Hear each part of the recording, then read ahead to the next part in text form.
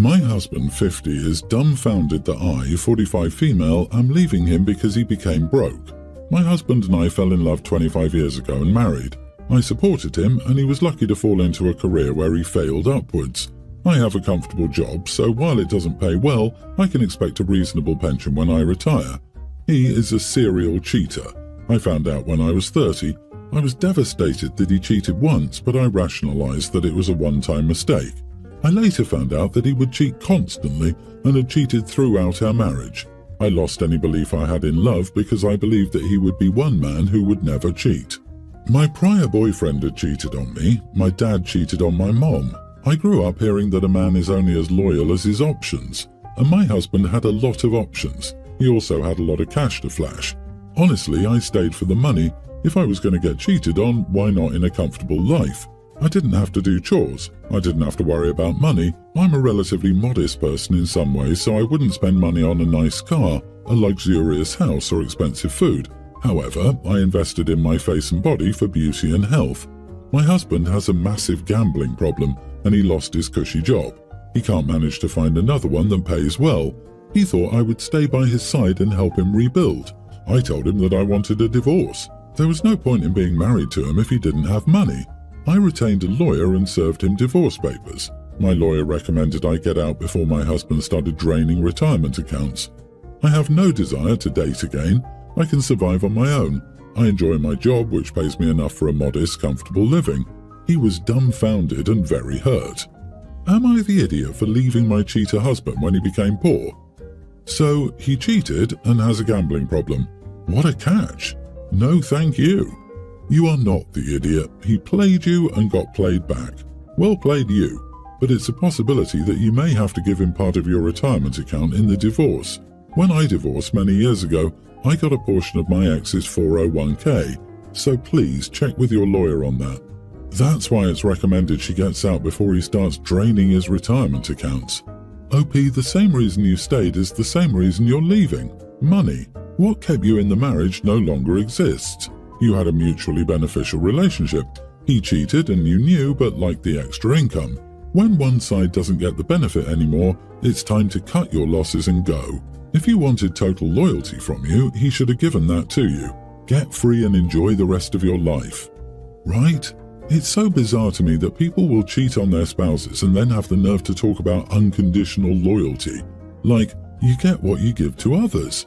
If someone disrespects you in the biggest way, don't pull the shocked Pikachu face when they treat you the same.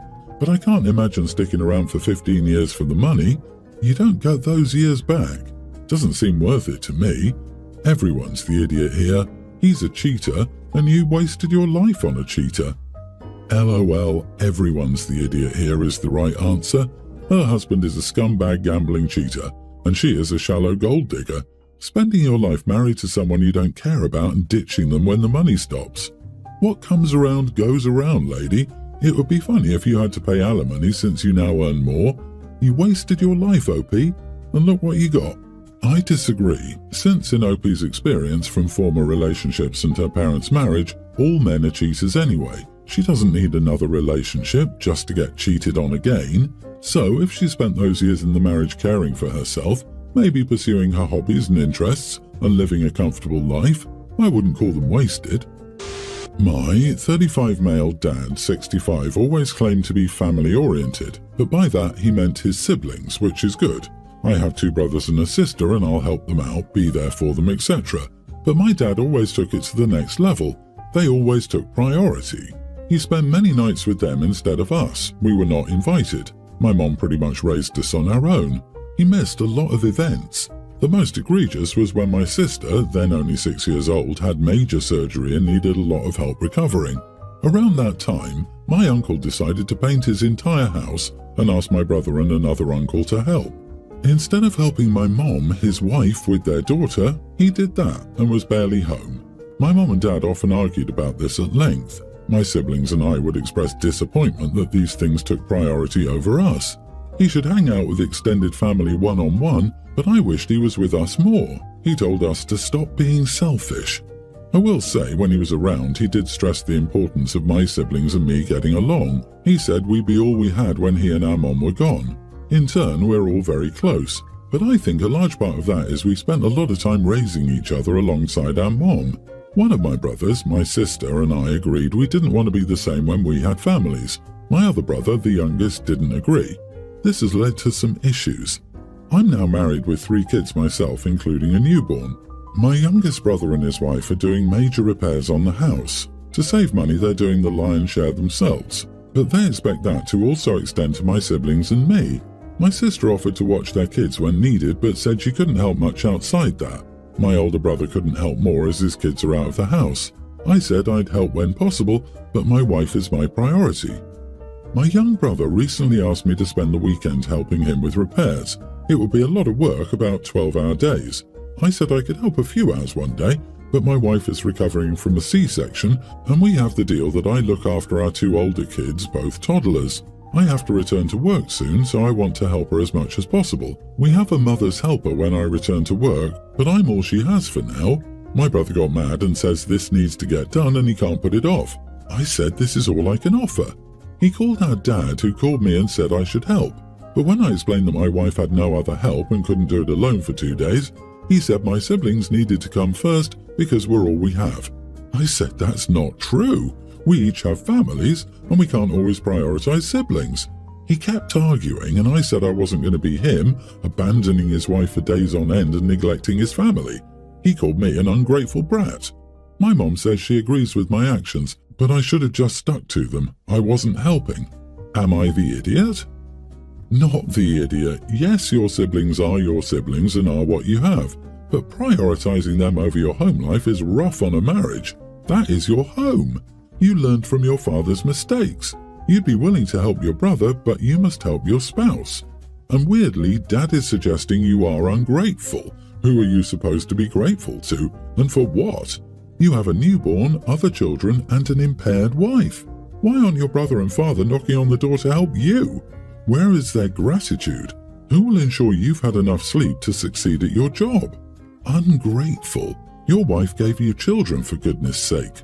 Your younger brother may have been less affected than you and your other siblings have. As the youngest, he may have had more support from older siblings, filling the gap his dad left. Your dad and his drama are no longer your concern. You're a fully functioning adult, and your perspective on this is, quite frankly, better than your dad's. So tell him to butt out of your life, and if he's such a family man himself, he can go and help with the repairs himself, or he can shut up. Am I morally obligated to pay back Parents Plus loans? I had to take out direct student loans for myself, about $20,000. 6 months after I graduated, my mom informed me that there was an additional $20,000 in Parent Plus loans I had no idea about but had to pay. I was devastated. My mom agreed to pay interest only until I paid off the $20,000 in my name. I'm now debt-free on paper but still have this issue of the Parent Plus loan. Here's the thing. I have 2 married siblings and each received help paying for their wedding, approximately $10,000. I'm nearly 30 at this point and gay. I will never receive money for marriage because they disagree with gay marriage being moral. I clearly disagree. I've never been happier since I recently came out. I strongly feel being gay is not a choice and is morally okay. All of this would be irrelevant except that I've asked the money that they've always committed to my wedding, until recently, to be reallocated to these Parent Plus loans, but was told no.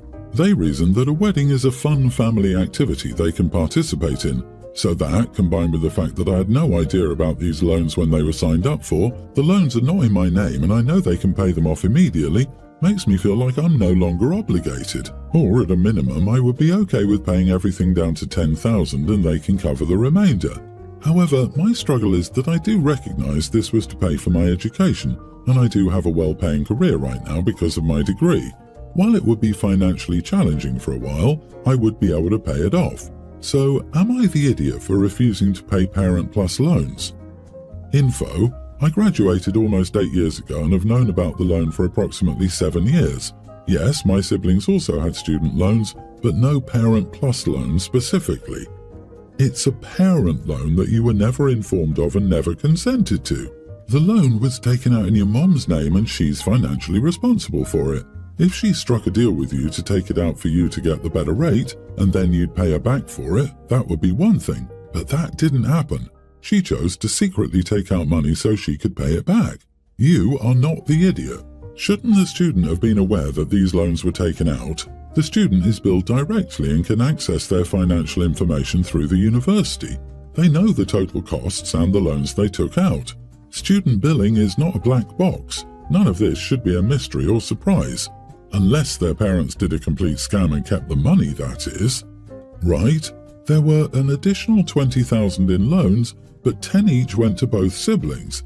I didn't think about it until your comment, but they might have given it away, LOL. OP, I would contact the financial aid department at your school and find out how the funds were dispersed. If there was a Parent Plus loan, it would have gone there first, and any leftover balance would have been sent to your parents as a check. I don't think your wedding stuff or your being gay is particularly relevant to how you should think about this. Update, I will try to find out exactly how the money was used. If it truly went to my education, I would pay it all back. I don't know how it was spent. I will separate the idea of wedding money and the student loans. Thanks to everything you all said here. I think I'm just hurt because they believe I'm immoral and sinful, and so I'm holding the wedding funds against them wrongfully. Thank you for all. We live in different states, and she just started dating this guy, although he's been a part of her friend group since college. This was also the first time I met her boyfriend. This past weekend I was in a city near hers and called to see if she wanted to meet up. She had plans with a friend, so she invited me to come along, which I did. We had a fun day with the group and eventually went to dinner. Nothing was out of the ordinary until the check came. Her boyfriend took the check, read aloud the amount, and split the bill and tip, which we rounded to $10 a person amongst the table. Then he placed his credit card for the server to take away. Everyone handed him the cash for their portion. I guess I gave off a look, so my sister explained that he doesn't like to go to the bank, so whenever the group goes out he pays with his card and the group gives him cash. I didn't think further about it, so I handed him my portion. The next day, I couldn't find my prescription glasses in my hotel room or rental car, and I knew I had them yesterday. I remembered the last time I took it off was when we got to the restaurant. On my way to lunch with my sister and some people from last night, I stopped by last night's restaurant to ask if they found a pair of sunglasses and was greeted by the same server, but this time she looked angry. The short of it was that I found out my sister's boyfriend only tipped her $10 for our group of 12 people. I was taken aback because based on our split, she should have gotten $120 in tips. I asked to see the receipt and it was $10. I apologized and gave her another $10. When I got to lunch, I immediately asked him to give me back $10. That started the questions from the group that descended into an argument until the restaurant asked us to leave. My sister is now mad at me for causing a scene and embarrassing her in front of her friends and the people in the restaurant.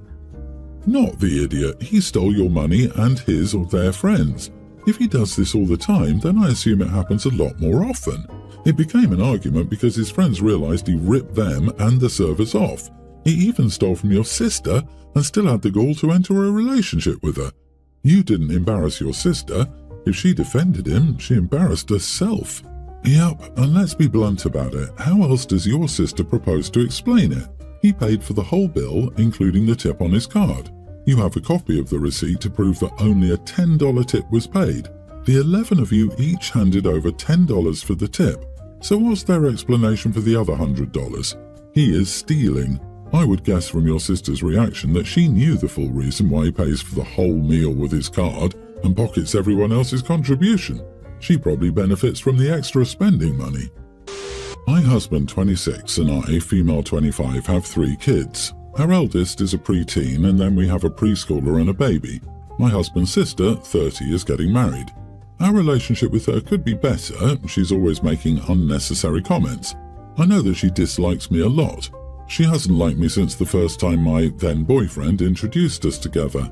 Then, when I got pregnant, I was still in school and my boyfriend had just started college. He dropped out and we needed a lot of support from our families to settle down. So my sister-in-law thinks that I messed up her brother's and family's life because I didn't get an abortion at the time. She's always been rather hostile. We mostly only see her at family gatherings. She doesn't visit or anything, and honestly, that's better. She's caused problems before because she says that my husband was the golden child and that she was the scapegoat. And then when I got pregnant, their parents basically adopted me and spoiled me because I was with my husband. So she sent invitations for her wedding. She sent my husband his invitation, which had his name and our 3 kids' names, not mine. My hubby asked her about this and she said I'm not pleasant to be around, so I'm not invited. He told her that it was extremely disrespectful since I was his wife. They argued a bit through text and my husband told her not to count on him or the kids because they were not going.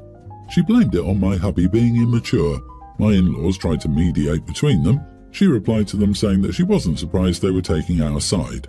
They argued and my in-laws said that since she had this attitude, they were not going to the wedding.